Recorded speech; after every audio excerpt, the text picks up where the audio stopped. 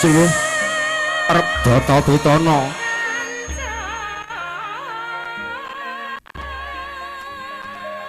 nun inggih negari pundita kang kaeka adi dasa purwa eka marang sawiji adilini wis dasa 10 purwa wiwitan minangka perwakaning adicara kawistara Bapa Sriyanto dalah Ibu Sulami wis angantiken putra Dyah Ayu Rara Wiwi Widayati arsa kakanthi manjing lumarap ngabyantara mring para pinundi kanthi rereh turuh angaras padha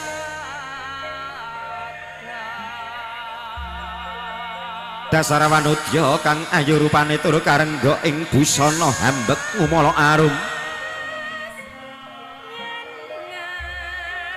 cecunduk pinentha wulan tumanggal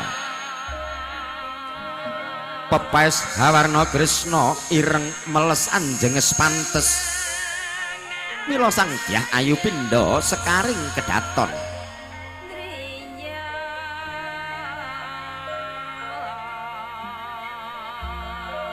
weweke pranaja sing set kepatheteng ageman pindha cengkir gading piningit yayah anjebol-jebol Mekah Madya minangka setu bandaning sarira mangkono sang Dyah Ayu us minggah ing satinggiling binaturata lenggah kanthi anggana raras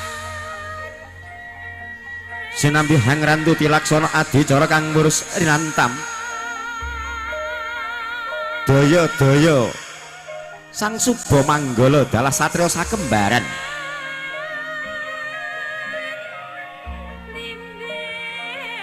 arsa anganti sekar mayang sakembaran tumuju ing sasana pangrantu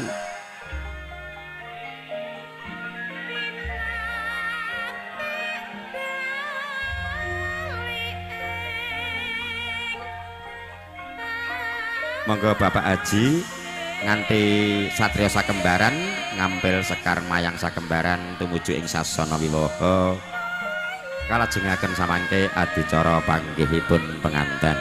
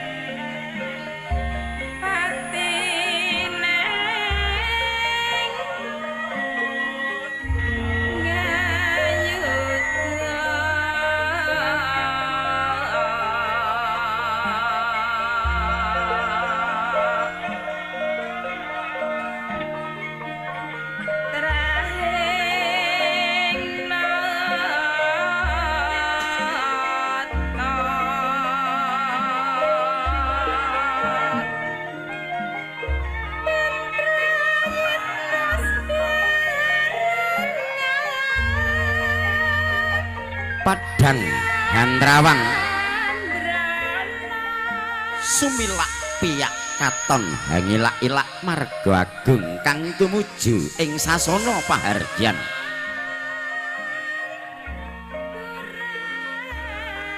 nalika semana ana sesotya coplok saking ngembanan mabukuh pratandha prayit ning kewuh ngregemeng kaya lintang Bima Sakti hanyuwak tutuk ing naga nulinggih Bapak Haji Abdul Rahim Swarno kadherekaken putra kekalih satriya sakembaran Bagus Alvin dalah Bagus Alan sinaraya saking panjenenganipun Bapak Sriyanto dalah Ibu Sulami nun inggih Angampil Sekar Puspita Adi ingkang sinebat Kalpataru Dewa Daru Jaya Daru kinarya sarana panggihipun penganten sarimbit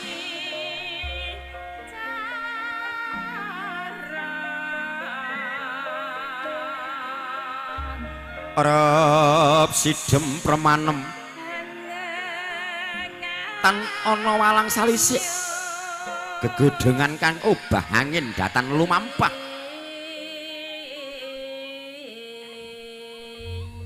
kaprebawan kaliyan Sang Subamanggala dalah satriya sakembaran. Monggo temanten kakung dipun kiwakaken wonten ing sangajenging sasana wiwaha.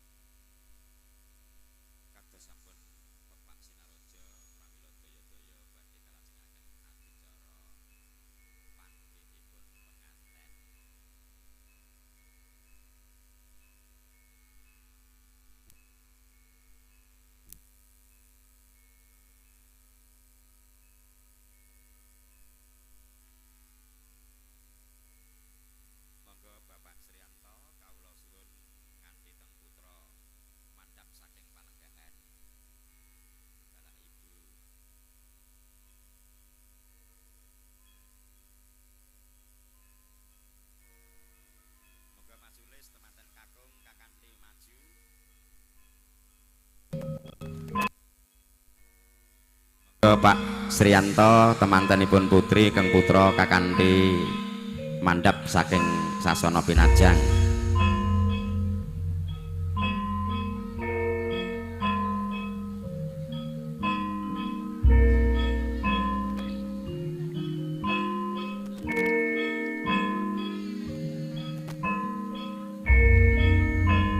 Wus dumugi mangsa kala dumawahe kodrat saking Gusti ingkang Maha Welas dalah Maha Asih.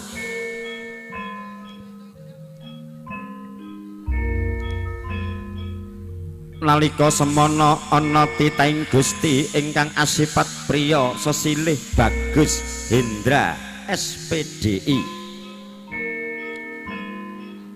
putra saking panjenenganipun Bapak Haji Samir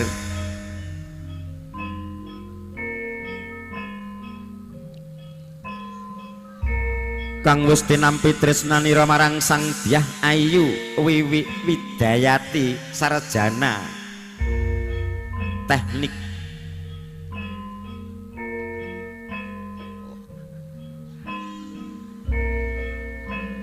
putra saking panjenenganipun Bapak Sriyanto dalah Ibu Sulami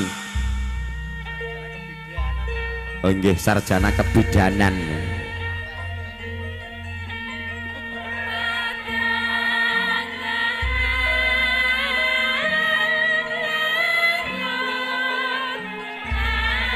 Daya-daya lumarap ing sasana kang wis sumadya nun inggih sasana wiwaha. Tindakira kairing ungling ketawang laras maya sinela pangen ing Medawati ingkang hanganyut-anyut Pangkono temanten sarimbit wis ambalang gantalan ingkang sinebat gondang tutur dalah gondang kasih. Daya-daya sang pujangga paring donga pangestu nyuwun muring Gusti Kang Maha Kuwasa. Murih bagya mulya tembene kang winisuda.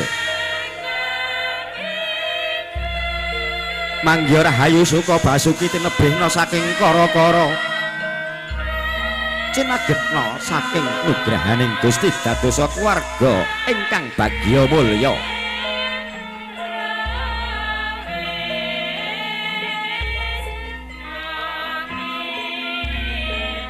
Sakwusna atas sekamto daya-daya sang pujangga taring toya wening ingkang medal saking kendi pratala. Ing pangajab mugia temanten sarimbit nggeni bebrayan tansah linambaran weninging penggalih miwah maneping kalbu ingkang tinemu hayu ayem hangayomi.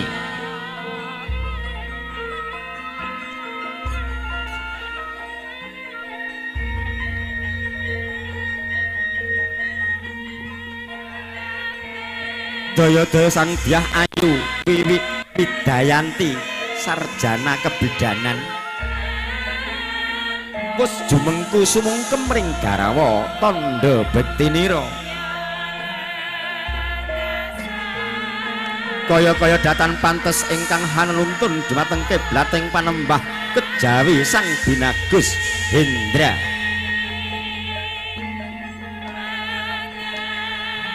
Daya-daya sang binagus Hendra amidak tigan pecah saknalika.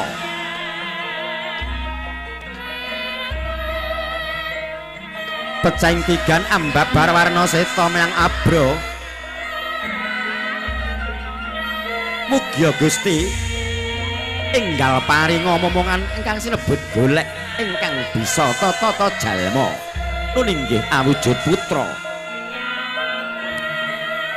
Minangka talining katresnan sang Dyah Ayu Wiwi Widayanti dalah sang binagus Hendra.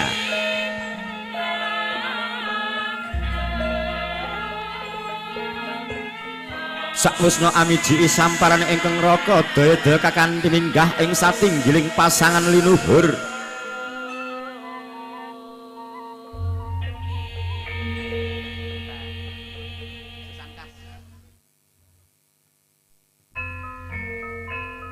Pratandha wis tanggap sasmita yen penganten sarimbit wis dadi pasanganira.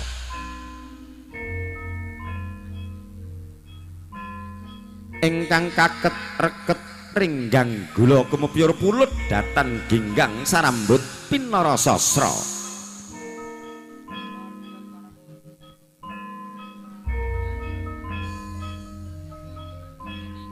Panggihira temanten sarimbit pinayungan sekar mayang sakembaran ingkang sinebat Kalpataru Dewa Daru Jaya Daru. Kairing ketawang laras moyo sinela pangeliing Medawati ingkang hanganyut-anyut.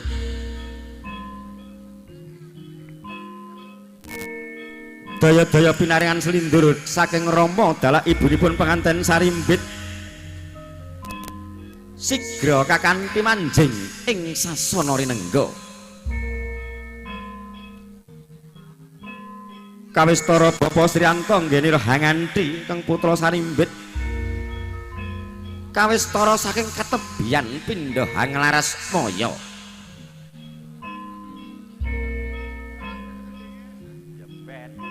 Otomatis saya kok.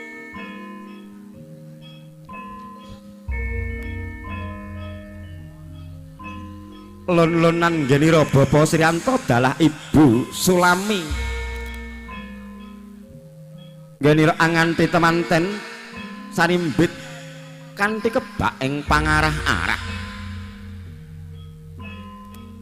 Sinambi meminta nyuwun muring Gusti Kang Maha Kuwasa. Mugia temanten sarimbit nggeni raja jodohan langgeng sak lamiya sangka donya prapten ing delahan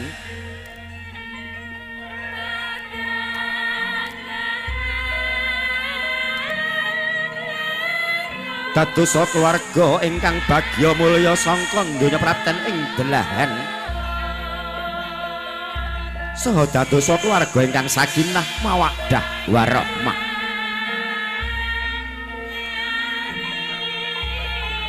Mangkono temanten sarimbit usdajar sumanding ing satinggiling kursi nenggo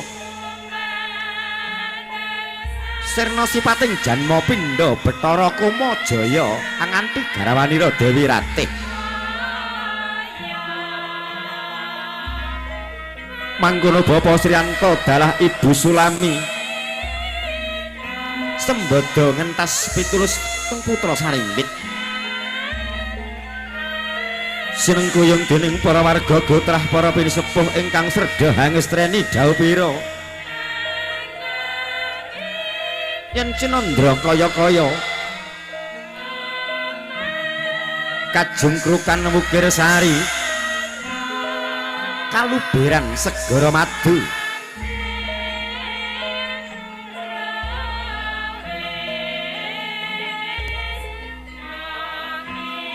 mangkono ing sangandhaping sasana wiwaha wis kebak ber amblabar sayaning para tamu yen Cinandra kaya andoyong-doyongna pacak suci pendhapi agung bale winangun.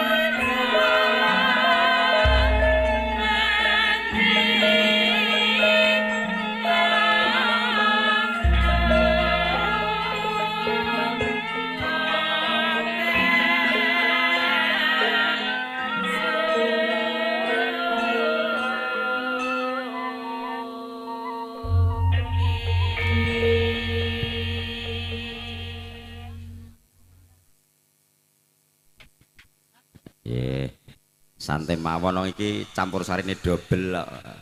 Siji Pita Laras karo sing nomor loro Nyu Kalista Laras. Ayo Mas Arep kanggo panjenenganipun Bapak Suyatno dalah Ibu Sulami anggenipun temanten kekalih badhe Kembul Bujana. Niki dalam adicara kacar kucur ngobong dupa Walimahan Kembul Bujana.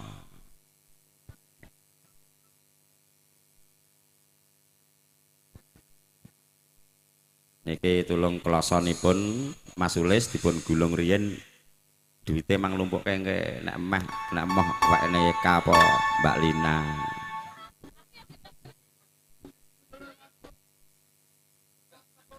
Ayo jengeka rene sik iki Pak Sriyanto karo Ibu Sulami badhe suka parisuka wis sembada ngentas pitulus keng putra sarimbit pratandha atine Pak Sriyanto dalah Ibu Sulami pun lega. Atiku lega dados.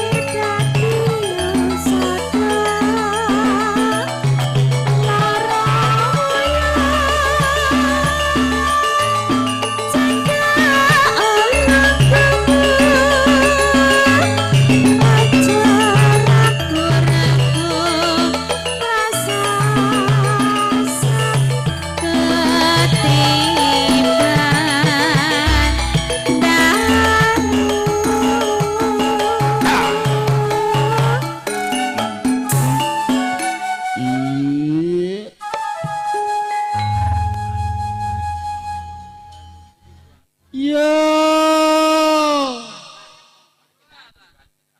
saiki wis kepaku dadi raja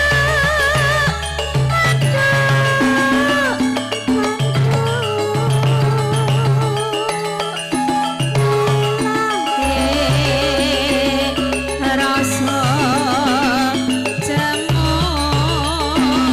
ati alaku wis ketemu.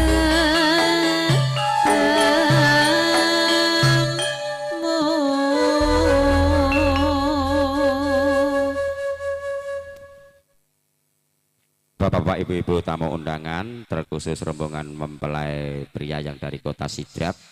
Demikianlah tadi prosesi panggih temanten.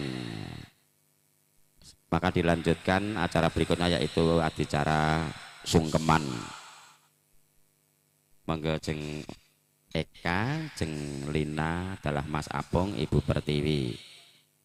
Saderengipun temanten kekalih badhe sungkem ing mriki kajengaken adicara lolos duwung dumateng panjenenganipun Bapak Agus Supardi ingkang samangke badhe ngayahi gati ngelolos duwungipun penganten kakung Bagus Hendra.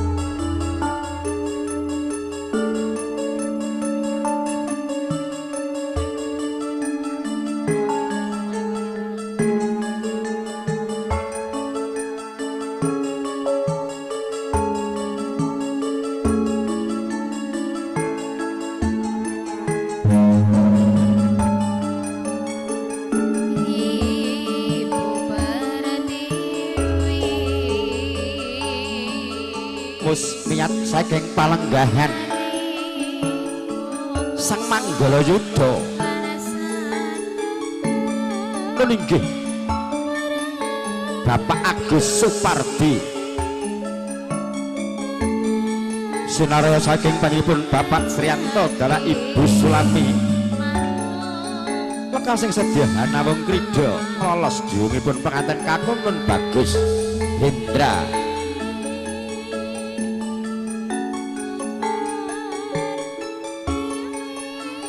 Rereh ruruh angaras padha dasar lebda ing budaya katitik tindakira Sang Suba Manggala tumibaning padha tansah midak wirama.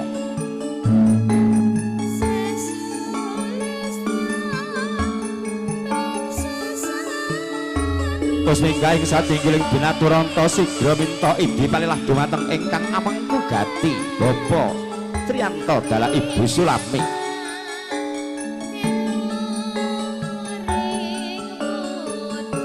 Wis linolos diwung ageman penganten kakung nun Bagus Hendra daya-daya angani kegarwa lumarap ngabyantara mring para pinundi.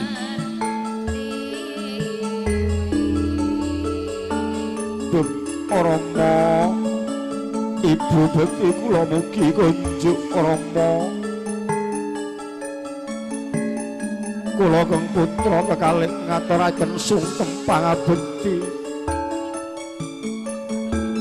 saha nyuwun donga pangestu saking Rama dalah saking Ibu. Mugi-mugi anggen kula beben agung tansah manggiya bagya mulya Rama tinebihna saking sedaya rubeda. Iya anakku nggir Bagus Hendra kalawan sira cah ayu Wiwi Widayati.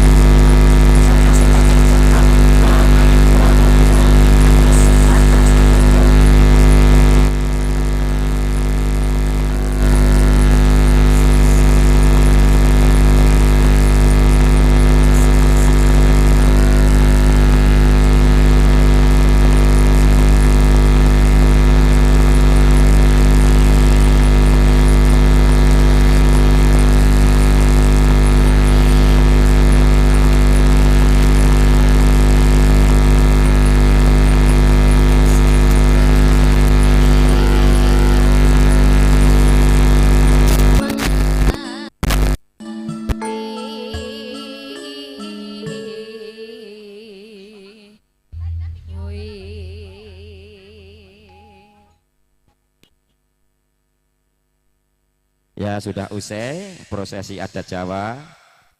Ini kolaborasi antara Jawa dan Bugis sesuai dengan yang tercantum dalam Al-Quran surat Al-Hujurat ayat 13. Ya ayuhanasu inna khalaqnakum min dzakari wa unsa wa ja'alnakum sungguba wa qabaila li ta'arafu.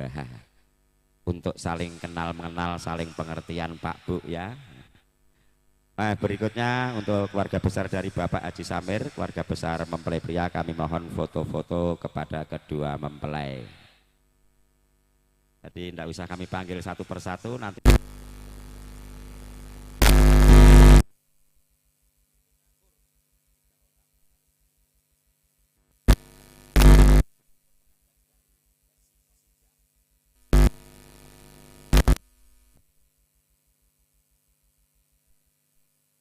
Ditutup. Oh, ada Mas Ayong Jemblung. Mangga itu lagu kur dan sekalian salam pembuka dari grup Kalista New dari Kota Makassar Jalan Dakwah.